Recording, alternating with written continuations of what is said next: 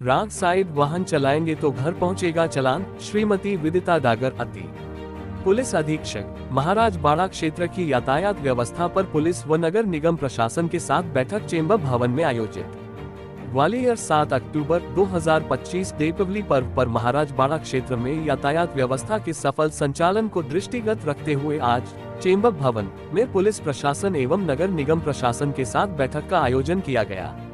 बैठक को संबोधित करते हुए अतिरिक्त पुलिस अधीक्षक श्री विदिता डागर ने कहा कि आज बैठक में ये भरोसा दिलाने नहीं आए हैं कि यातायात व्यवस्था को 100% सुधार दिया जाएगा, अपितु ये भरोसा दिलाने आए हैं कि हम आप लोगों के साथ मिलकर व्यवस्था को सुधारने का प्रयास करेंगे। व्यापारियों व आमजन की दीपावली अच्छे से मने, इसके लिए हम प्रयासरत रहते हैं। पुलिस का मेजर काम अपराधों को रोकना है और यदि अपराध हो जाए तो अपराधियों की धरपकड़ करना, इसमें हमारा 95% समय चला जाता है। इस कार्य के जरिए हम केवल की 2-3% जनसंख्या के संपर्क में ही पुलिस आ पाती है, लेकिन जब हम यातायात की बात करते हैं तो पूरे वर्ग के साथ हम संपर्क में आते हैं। हमारे पास रिसोर्स की कमी है, फिर भी हम प्रयास करेंगे कि दीपावली के सीजन में यातायात व्यवस्था बेहतर हो। आपने कहा कि पिछले 2 हफ्ते में हमने जितने भी भीड़भाड़ वाले क्षेत्र हैं उनमें फोर्स के साथ भ्रमण भी किया है और यह समझने का प्रयास किया है कि कहां पर क्या समस्या है।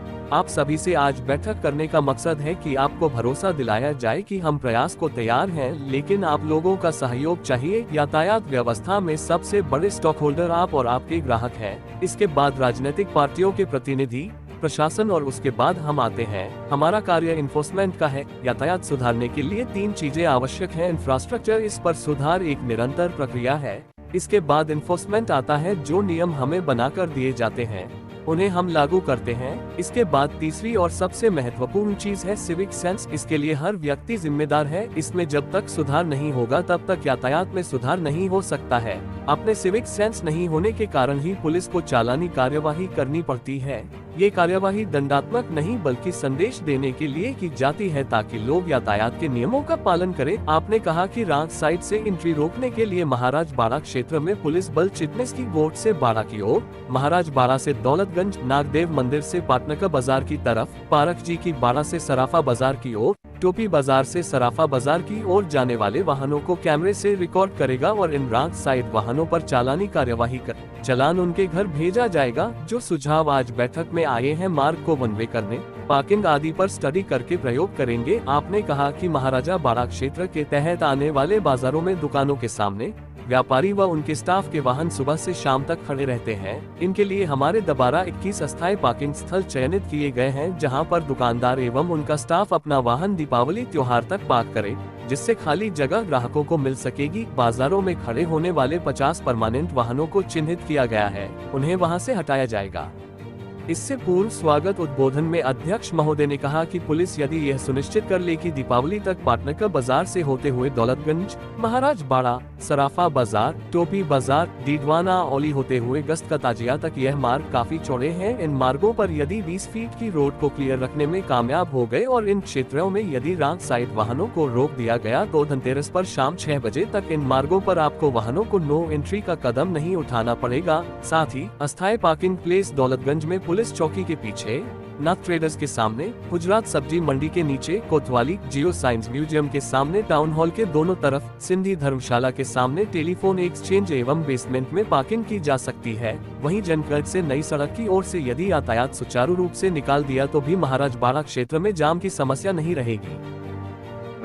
शांत हो जाती है और वापस पुनः वही व्यवस्था हो जाती है। उसी तरह अगर मैं बाड़े की बात करूं तो बाड़े की जो समस्या है वो पथ विक्रेता, टाउन हॉल की तरफ से माधोगंज की ओर जाने वाला जो वाहन है, जो बाड़े पे क्रॉसिंग होती है कि जब दौलतगंज से जो वाहन बाड़े जाता है और एक टाउन हॉल की तरफ से माधोगंज जो वाहन जाता है, तो वहां पे दोनों वाहनों की क्रॉसिंग होती है, जिसकी वजह से लंबा जाम लगता है दौलतगंज में। ये एक समस्या है।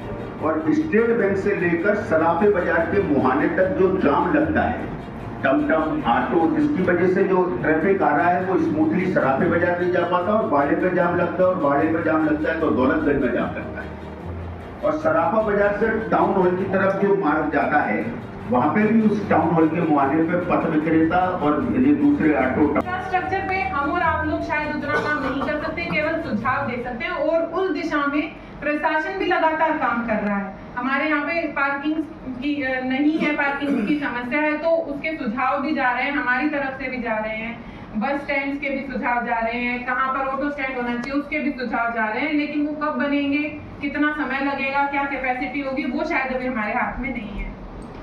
उसके बाद आता है इन्फोर्समेंट, जो कि हमारा मेन काम है। हम केवल जो नियम आप और हम लोग बैठ के बनाते हैं या जो ऑलरेडी हमारी लेजिस्लेचर बना चुके हैं, हम केवल उनको इन्फोर्स करते हैं। अब इसमें तीसरा जो सबसे बड़ा मेरी समझ से कंपोनेंट है हमारी यातायात की व्यवस्था में, वो होता है सिविक सेंस का।